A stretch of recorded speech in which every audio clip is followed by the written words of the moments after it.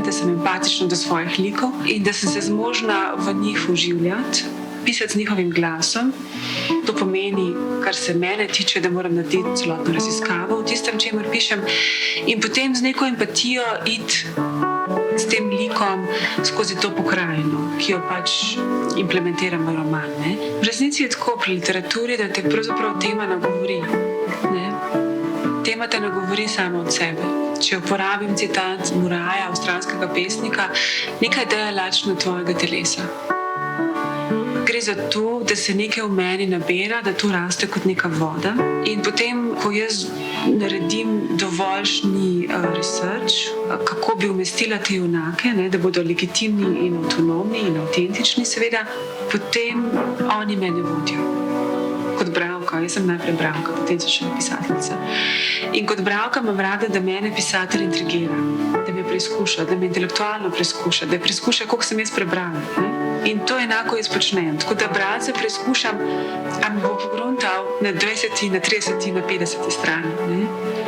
Všeč mi je to, da se malo igram, medbesedilno, da se igram in da nanašam različne sloje. Slovenska literatura ima neke specifike. Ne? Mi imamo krasne, čudovite pesnike, Dane Zajec, Gregor Strniša in tako dalje. Ne? Ampak kot pripovedniki se mi zdi pa tudi že v odnosu do Balkana, ker ni te neke epske tradicije, ni te epske naracije, tudi ni vedanje, kaj prav, kaj narobe. Čeprav jaz bi tukaj bila optimistična, no jaz si zelo želim velikih romanov, seveda ne, dobrih romanov, ki jih bodo bralci brali, ki jih bodo nosili seboj na plažo, ki bodo nosili seboj, ne vem, v torbah in opero in tako naprej. Literatura mora tekmovati z vsemi ostalimi mediji, ne? In s filmom in z glasbo. In tudi se ni modernizirala, tudi se ni znala prezentirati PR-ovsko, če pogledamo v Sloveniji, pravzaprav nimamo zastopništva, ne? Razen nekih večjih založniških hiš. Ampak jaz mislim, da gre tudi za to, pač ta tranzicijski čas, seveda, ne? Ki ima neke svoje specifike, ki je pustil intelekt in družbeno razmišljujoče ljudi na obrobju. Pomembno je samo tisto, kar ustvariš. Niso vedno krivi samo drugi in družba kot taka, ki ni dovolj investirala v knjigo in v infrastrukturo knjige in v prezentacijo, medijsko prezentacijo in prisotnost knjige, ampak da so si tudi pisatelji na nek način kredibilnost izgubili. Medtem ko imamo dan današnji celo plejado mladih avtoric in avtorjev, ki so v resnici iščejo, ki bi govorili iz sebe, pa ne vejo točno kaj. Ne? In zdaj, koliko je to zanimivo za drugega, za bralca. Ne? Skratka, moje izhodišče je jezik, no? Ki je pogojeno tudi s tem, kaj sem prebrala. Ne? Se pravi, te močne, velike pesnike, ki sem jih brala še v svojih zgodnjih, najstniških in potem kasneje 20 letih. Ne? In tudi zdaj, seveda, jaz ne morem brez poezije, jaz ves čas nosim s sabo poezijo.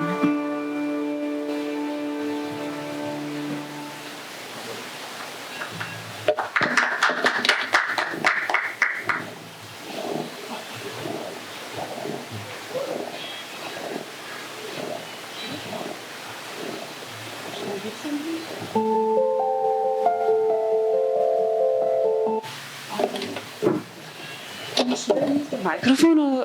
Yeah, okay, because of the music outside.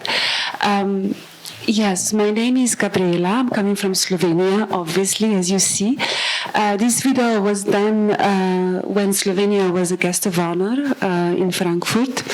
There were a few of us, a few videos done. But many things happened since then. I'm saying that I published like 6 books. 2 more books were published in, let's say, the last 3 years. So I would like to talk not about the book which I'm talking here, but I would like to talk about the books which are just coming out, and why this title, The Layers of Time. and Retrofuturism, as I call it, revolution and the disappearance of the women. I always like this idea that relationships begin with an invitation to walk side by side. In my novel Silence Full of the Wind, in which I'm talking about Baudelaire and Jean Duval, you might heard about them. He was a French poet in the 19th century, and she was like his inspiration from Haiti, but I will talk more about who they were actually. So at one moment they go for a walk and they look at the sky. And he sees emptiness, she sees something else. Baudelaire embodies the European intellectual confronting metaphysical's void. Jean carries the embodied memory of Haitian revolution in 1804, which was one of the most violent revolutions. So she has this memory of the trauma, colonial violence, which is implemented in her body. This is quite disturbing, this music. Huh? Do you hear me? Yeah. Okay. So their relationship is not just romantic, but it's linguistic, it's racial, it is political. Jean Duval was called the Black Venus. I will show her image, just a moment. How should I do it? Forward. Just to have an idea of who she was.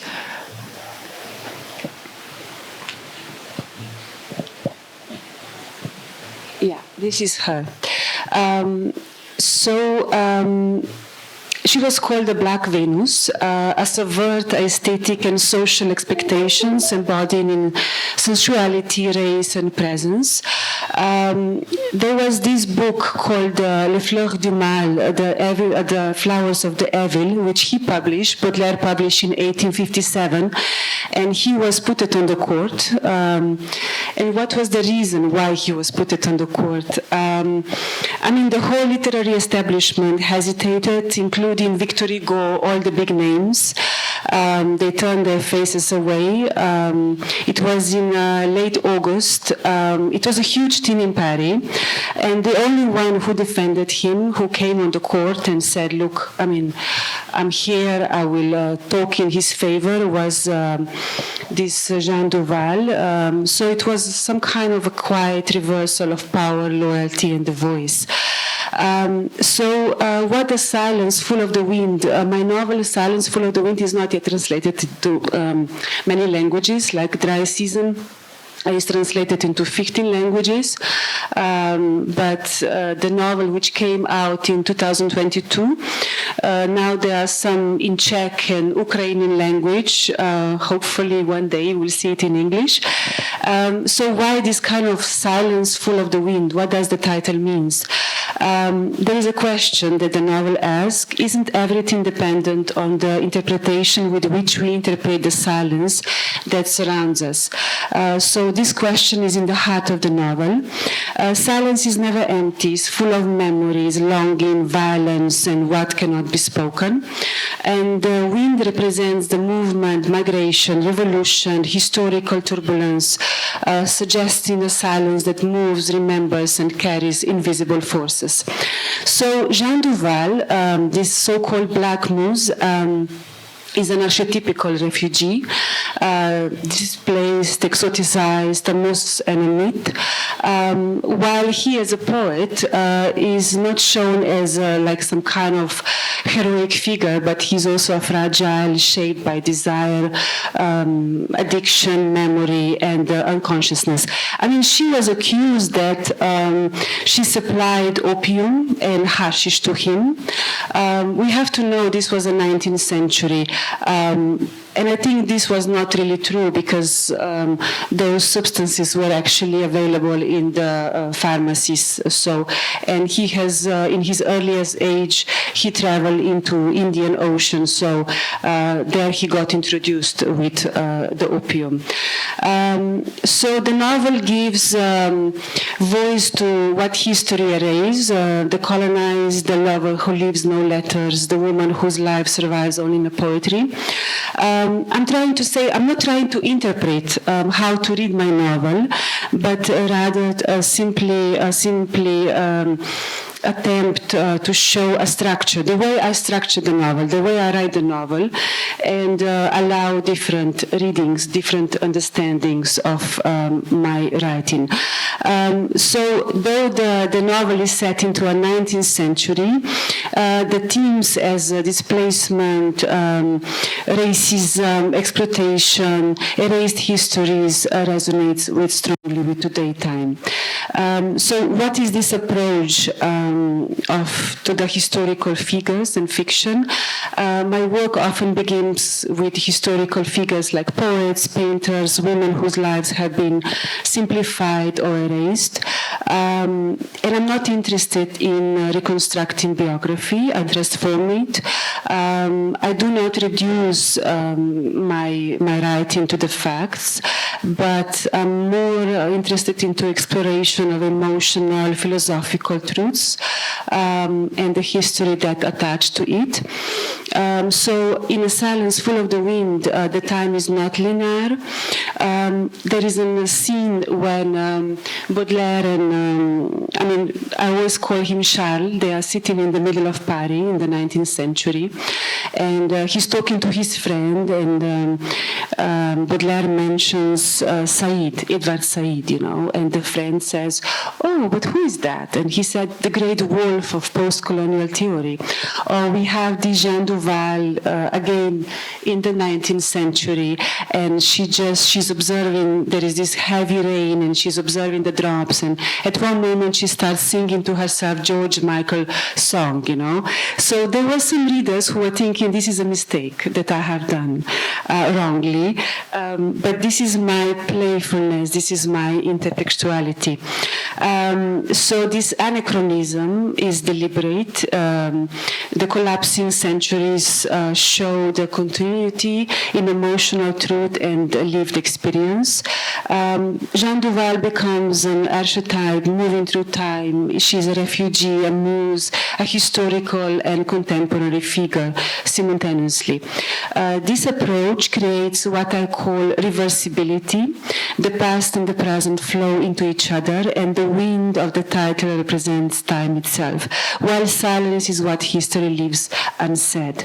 So the idea of layered time becomes central in my most recent novels. I'm actually writing a trilogy, which starts with A Silence Full of the Wind, then is this novel which came out recently, last year in November, Nostalgia After the Future, and I'm thinking to write on Coco Chanel, the last, hopefully the third novel. So Nostalgia After the Future, this is Ivana Kobilca, is like the first professional Slovene painter. She also lived in the 19th century, she was like a Slovenian realist and early modernist painter whose work shaped national art in the late 19th century in Slovenia.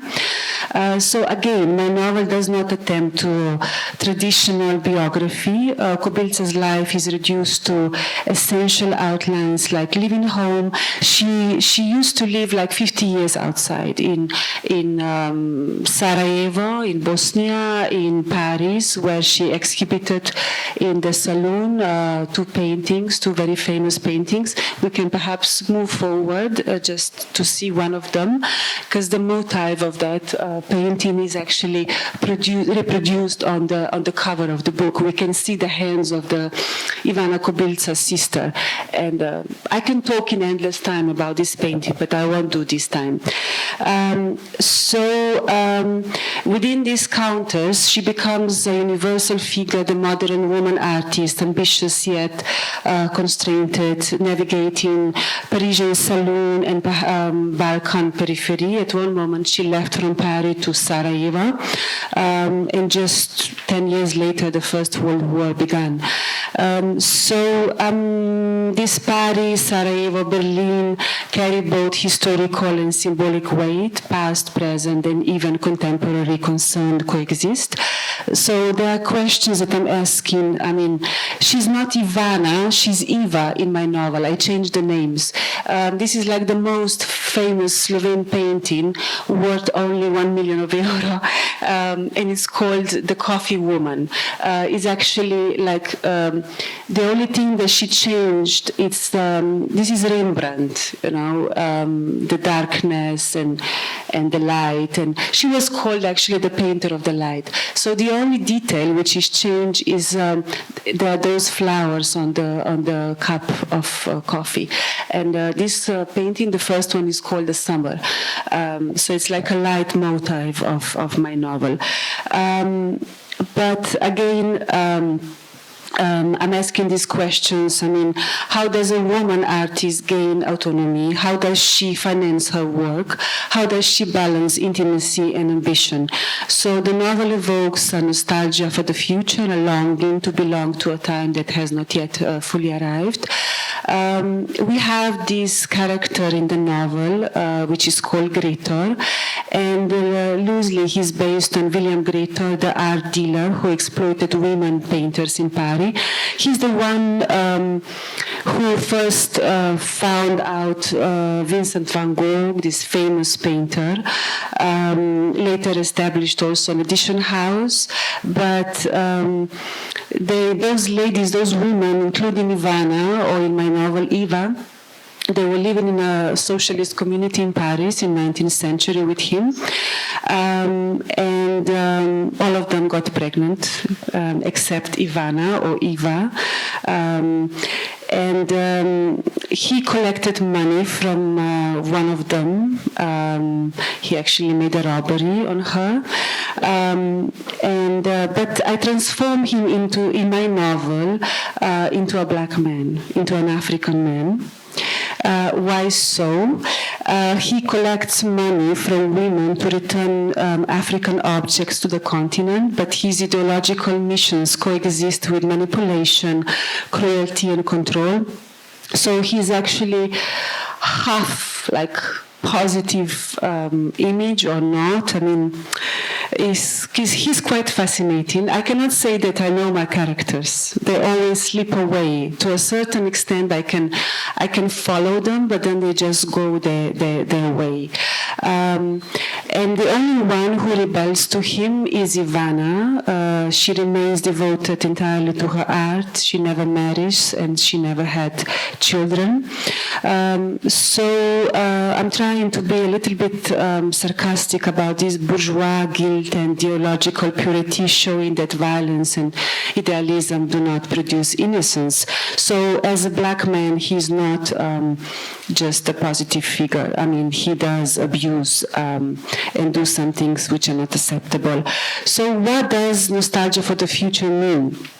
Nostalgia for the future describes the emotional condition of those who come from elsewhere, migrants, exiles, people from colonized spaces or from broken histories. So without a stable path to return to the future, I mean, the future somehow becomes their homeland. My husband is coming from Burkina Faso, from West Africa. So he's there. His home is in Africa. So once in a while, when he calls me and I ask him how it is. He said, today it was raining, but tomorrow it will be better. So everything is projected into this future. And the longing for a home that does not yet exist, a desire to build a belonging rather than inherit it. In the novel, this appears through the mythical episode. As I said before, Gretor, he has kids with those painters, all of the ladies. This is a true story, actually. They were brought together in one Parisian apartment, and all of them, they stopped paintings while their families invested a lot in their education. So the only one was a Slovene painter who ran away from him, and she returned back to Slovenia and painted this beautiful painting which is very important actually also in the history of art. So he has these grandkids. And the Baroness, one of the characters, one of the painters, we see her in Berlin apartment, and she's like 150 years old, which I try to make some kind of, she's enormously fat, and I try also to research the history of women eating habits. So she's reflecting history, social perception, female embodiment. She eventually vanishes like Remedios, the beauty in Garcia Marquez's novel, but only when the grandchild of this Gritor, William Gritor, comes to Berlin. She calls him. She's 150 years old lady, huge, massive. I mean, through the whole apartment, her body is actually layered, and she calls this young man who is like biracial with these origins from Africa. And she says, "Come to me." And she wrote a manuscript.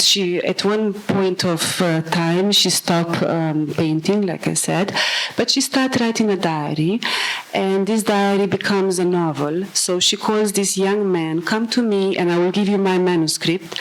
And the point is that, like I said in the video, I like engaging with the reader. So at one moment there is a question, who is actually the author of Nostalgia of the Future? Is it me? Is it her? I think it is her. And how the novel ends, I don't want to make spoilers, but I don't know when it will be translated into English. So this young man sits in the taxi, and there is this taxi driver with the manuscript of the Baroness, who disappears. This is this magical realism that I provided. And the taxi driver asks him this question, "But from where are you? From where are you?" And he says, "Look, please, stop asking me this. I live in a moment, so the moment is the most important." At the moment, Nostalgia is going to be developed in a movie, hopefully, if we'll reach there. So there is a film producer. She fell in love with this book, and she even inscribed a doctoral dissertation on the magical and the transcendent in the art. And she describes my work as a retrofuturist, a position between realism and the myth, between documented history and visionary displacement. She's interested in how art creates transcendence without abandoning political and, of course, literary complexity. So while I'm talking about this disappearance of women, there is this painting from 19th century. It was painted by Gustave Courbet. It's called 7 Years of Parisian Life. And they are all notable figures of that time painted, including Baudelaire and Jean Duval. So this note I included at the beginning of my novel, Silence Full of the Wind.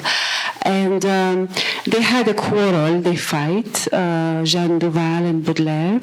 And what he did, because Gustave Courbet, a very famous painter in the 19th century, Baudelaire said, "Look, because of this fighting, you have to erase the picture of Jeanne from the painting."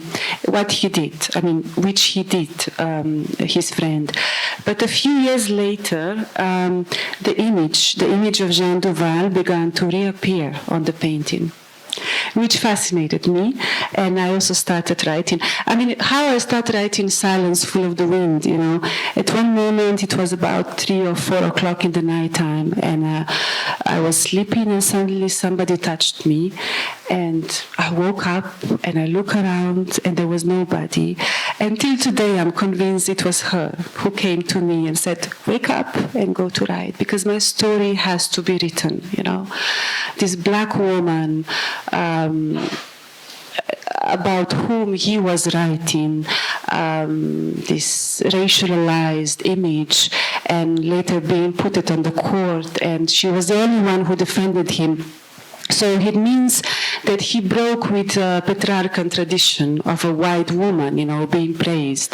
Suddenly we have in the European, the most influential French European poet writes about the black woman. It was really a huge deal. So the tradition of a certain narrative was broken with Jean Duval. And I found that very important to write.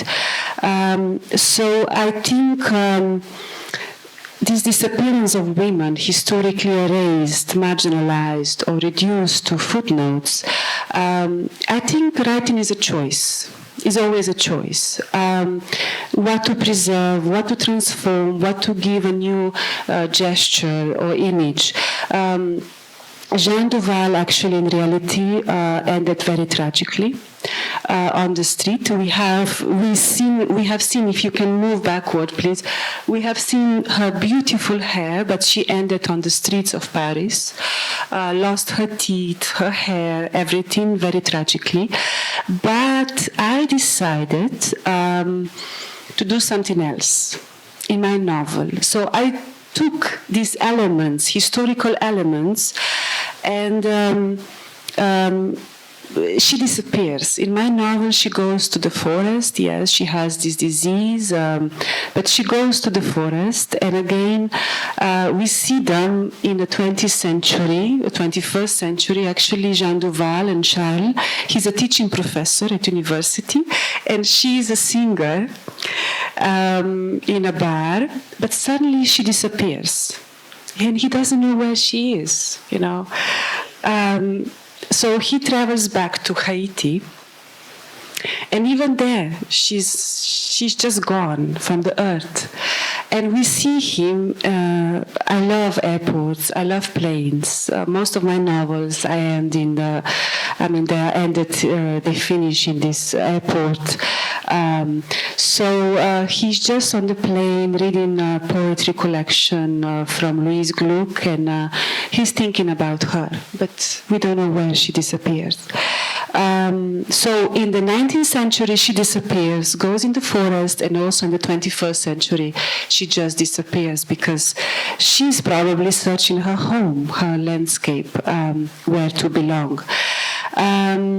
And what I try to do is to give these marginalized women their voice and narrative, and silence figures become those who speak again. And this is not a denial of a history, what I do in my novels, but it's like sort of a poetic intervention, reconfiguration rather than rehabilitation. So even airports full of the wind and silence become spaces of traveling and memory and the poetry. In March, if with the God help, I will travel to Hong Kong. I got a residency and dedicate my time to write about Coco Chanel, another figure. And we'll see what will happen. I cannot say anything. I just need a peace and time to make my research and invent probably again some kind of modernity and compose the story from the fragments. So I just want to say at the end of this session that I see art as not something that preserves the past. It rearranges and interrupts the past. Sometimes it allows figures denied a future to step into one. If I return back to that walk that they had at the beginning, if Baudelaire saw the emptiness in the sky, the absence of the God, we have a few years later on Nietzsche who says, there is no more God. Jean saw possibly not a God, but potential. Let's say a potential. So retrofuturism seeks to see the possibility again, not as a naive hope, but as a layered memory. It is also the quiet construction of a home that probably does not yet exist, but perhaps one day it will, materialize. So that's it. This is. I didn't really want to interpret the way to read my novels, but just, the way I construct the story. Yeah, that's all.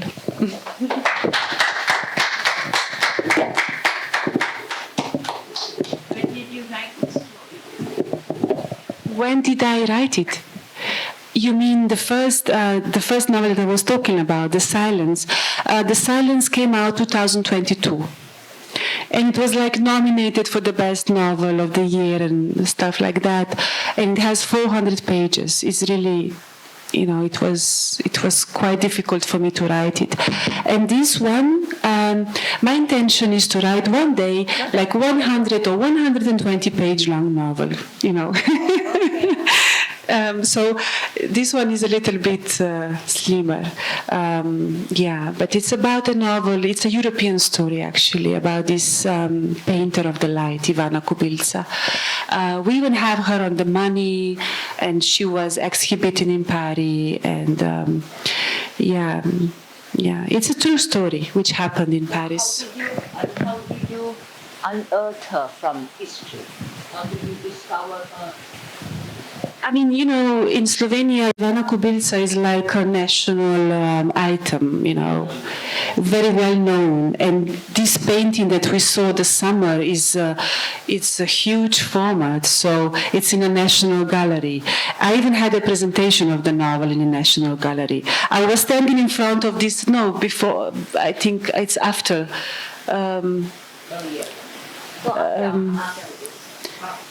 This one, the summer. I was standing for an hour and a half talking about this painting, We see this woman in the garden plating. In the Middle Age, you always have a woman plating a flower, but the god observes her. It's usually a virgin, But here there is no god. There are only two children who are observing her. So that moment of control is gone, And we see the gate going forward, and 2 years later, the movie appears, So we have this visual effect of, in the first movie, when you were in the cinema and the train was coming towards the public, people were running out of the cinema because they were not yet used to what does it mean, the movable picture, But she produced that. We see with the gates behind, and the light, and we were discussing, there was this security lady in the National Gallery, and we were discussing from where those shadows on the grass are coming. Are they coming from the tree, or they are coming from somewhere else, So she has done this image of a woman sitting in a garden in her own way. So, and it's just the look of two children which really fascinates me. It's a huge format, really. It's a huge one.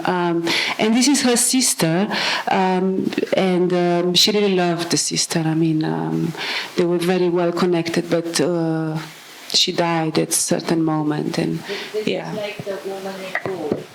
Yeah. And the storyline. I don't know how this one is. I have the video. As I said, it's nostalgia after the future. I try to make homage to the immigrants, to the exiled people, because they are the grandchildren of these painters and this William Greator, who was like a very famous, very, influential figure. But I transformed him into a black man in my novel. He was Danish, actually. But in my novel, he is like an African man who is taking money from those painters, coming from very rich families who invested a lot in their education. All of them, they fell in love with him, got pregnant, stopped painting. But in my novel, people are saying, my readers are saying they like him. He's quite fascinating because he didn't take the money because he wants to be egocentric, but because he wants to invest in the art and brings it back to African, So he was in the sort of avant-gardist to what we call today, how we call it. Yes, I mean art dealer, but not just that. This returning back the stolen, objects to the. Yeah, he did that in the 19th century. So I just want to show you how do I pick certain elements and then how I transform them. Why I call this. It's not a biography. It's my way of doing things. And certain readers, I think it's a mistake. Can I say that I think it's really fascinating how you've patchworked the future with the past. Sorry, I've lost my voice. The past with the future. It's an extraordinary way of writing, and I'm very, very glad that I came here to learn about it. Excuse me. Silencing women is a long history. Gosh, I've lost my voice, sorry. And it worried me that you had to empower males by changing Ivana to Ivan. I was worried, I was unnerved by that. That's one question I have. And the other question is, the racialization, particularly in Europe, it really fascinates me too. And I wondered whether you've thought of writing about Tolstoy, who was, of course, from black lineage as well as white lineage, and excuse me, I'm talking, and whether you thought of transposing him into a different gender, namely a female. It could be really a fascinating idea. Thank you for giving me these ideas because you've inspired me. Are you nice? I'm not sure. The first question was about disappearance of women and giving them the voice. And you said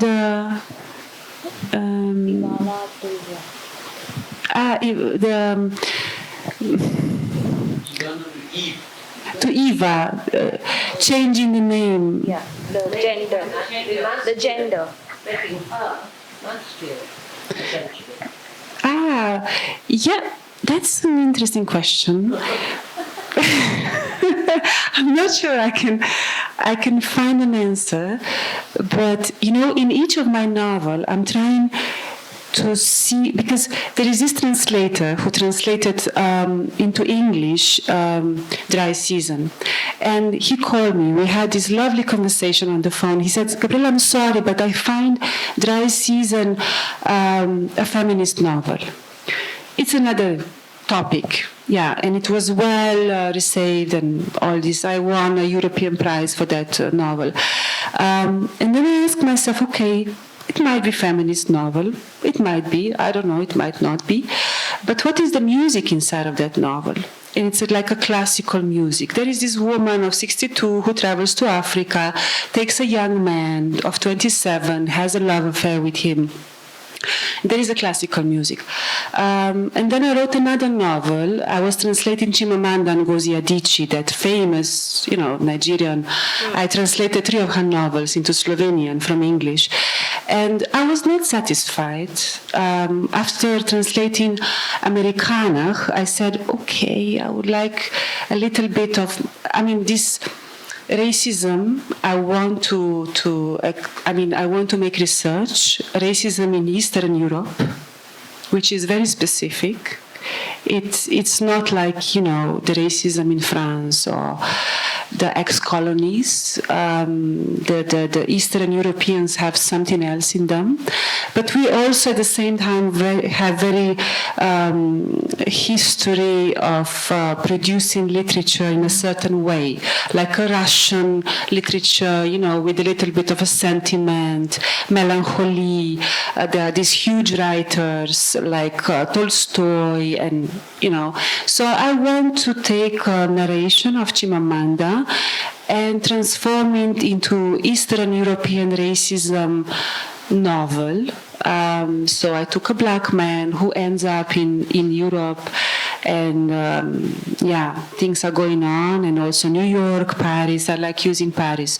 So there, in that my novel, which is called Intimate, we have this pop music, I think so, or at certain moment mostly a silence. And then there is this silence full of the wind. I don't know what kind of music it is, but in Nostalgia, again, there is certain coldness. I think Ivana, if you look at her paintings, if you look at her image, to me she was like very cold. You know, even in the novel, there is a certain... She gave up with everything, always dedicated in her life to art. She went in Sarajevo. She could stay in Paris, have a nice life, but she decided to go on the edge of the Austrian-Hungarian, this imperium, and there was a terrorism. There was she almost died in Sarajevo. She was painting these large paintings in the churches, and she was a tiny woman and. Never got a child. She only fell in love with that guy in Paris and got crazy. For 1 week, she got these crazy attacks and she was crying and hysterically shouting because there was in Paris at that time also performances. Women were just expressing their emotions. They were giving themselves right. There were public performances, you know. They were just falling on the floors and there were doctors observing them, writing about them. And she was so amazing, really. I mean, I saw later on like 150 sketches of one layer of a clothes, you know, or of one finger. Really, in all her life was always just dedicated to the painting, you know.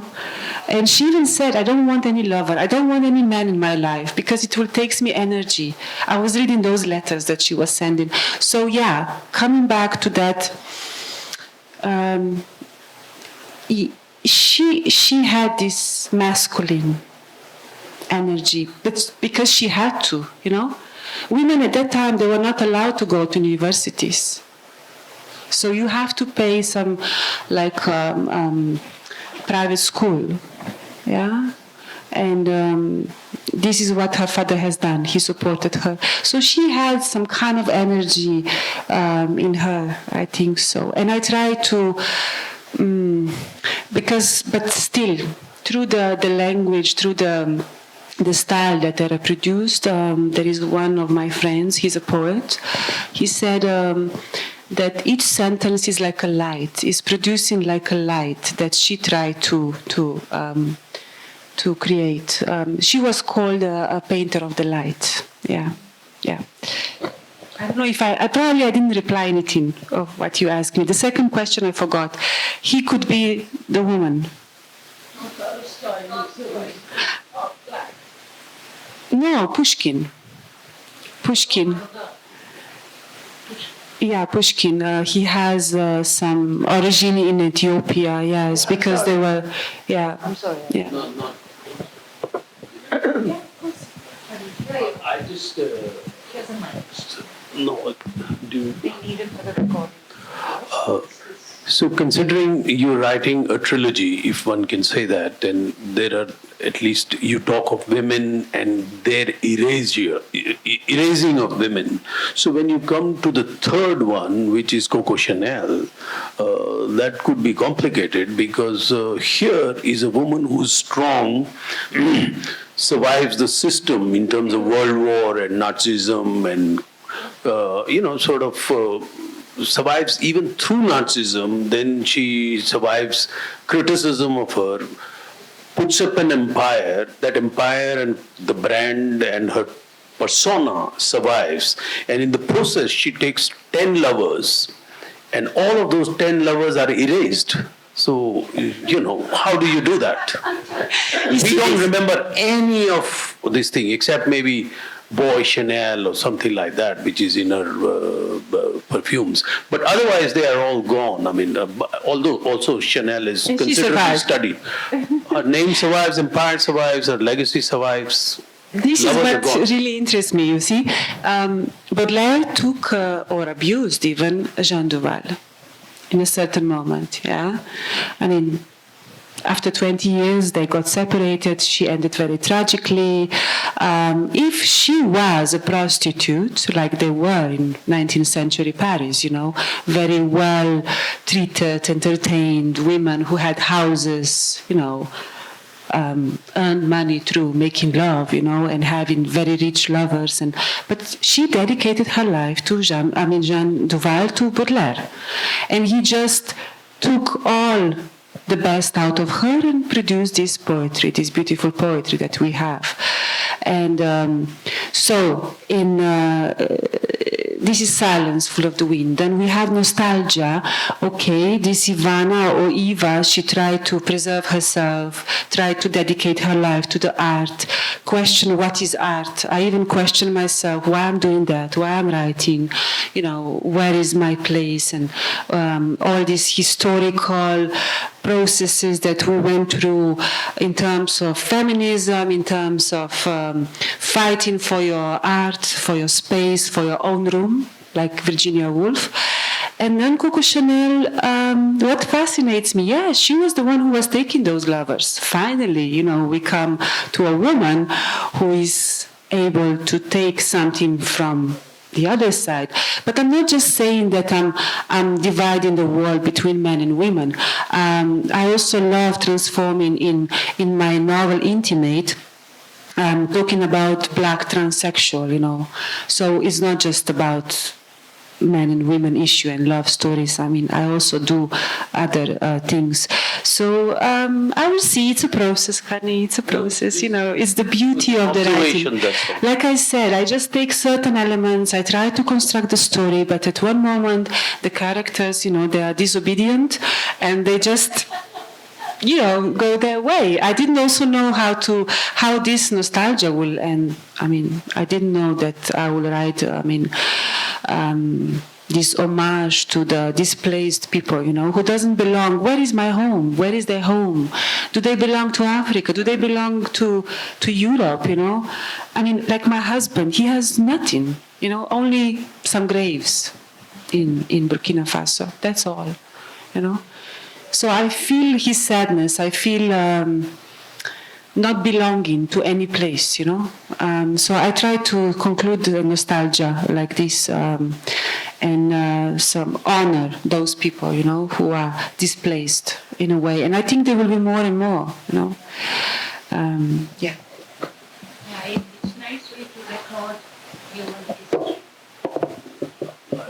I just have a small note to make on belonging and not belonging and rootedness and non-rootedness, etc.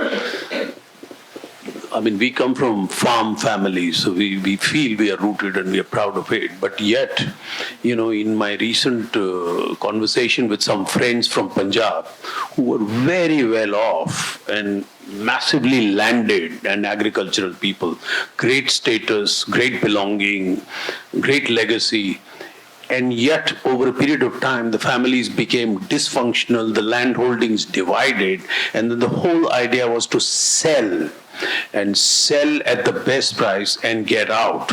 And then in that, most people wanted to sell, some didn't want to sell. So there was a complexity of selling. So inability to get out, and you don't want to stay. So eventually they managed, and one of my friends was part of that. And we were in a club in Delhi, and I said, how could you have sold everything? And then he said this thing, that you do not know the joy of being landless, the joy of not belonging, the joy of not being rooted. So I'm just saying that it's in a specific point, I'm not disagreeing with you, but I'm saying that there can be situations and situations and situations. No, just 1 second.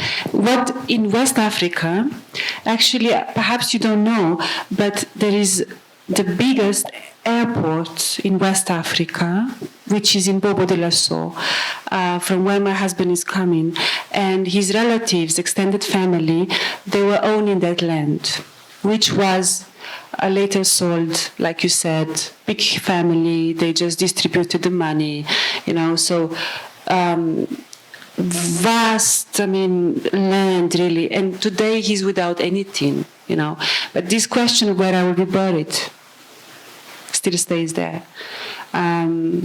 So yeah, what you said I appreciate a lot. But it doesn't mean that it's only connected to the land, the belonging, In this case, in your case and the case that I'm writing about, it is. But it's also being in the French army, the way French treated, and what is going on today in West Africa, anti-imperialism, throwing out the French soldiers, it's quite a complex story. Yeah. So nostalgia after the future, how to create a future. Yeah. Thank you.